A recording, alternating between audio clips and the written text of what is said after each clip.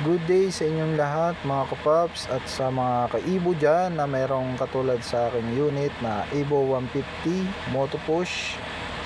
Ito po ang dapat natin gawin. Sana meron po kayong matutunan dito.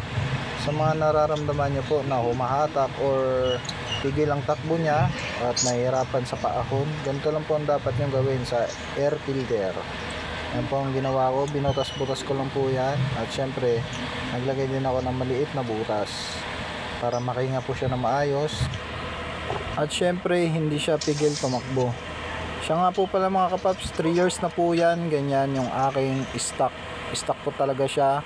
Simulat sa pula na nakuha ko yan sa kasa. Ganyan na po yung ko, ginawa. May nagturo din po sa akin. Syempre, sinunod ko na din siya. At maayos naman po ang aking takbo sa aking Evo. So kahit pag kumuha po kayo ng bago, pwede nyo pong gawin agad yan para hindi po siya mahirapan tumakbo at sa paahon. Ganyan lang po ang technique nyan. So wala na po kayong dapat gagawin sa iba nyong panggilid, kundi ayan lang po sa air filter po. Tsaka ayan po talaga ang issue nyan kapag bagong kuha po siya sa kasa. Mararamdaman mo yung takbo niya pag magtuloy-tuloy ka, parang hinahatak ka pabalik, or pag paahon naman nahihirapan ka. So hanggang dyan lang mga kapaps, sana may matutunan at may na-share ako sa inyo. Maraming salamat po. Keep safe and God bless.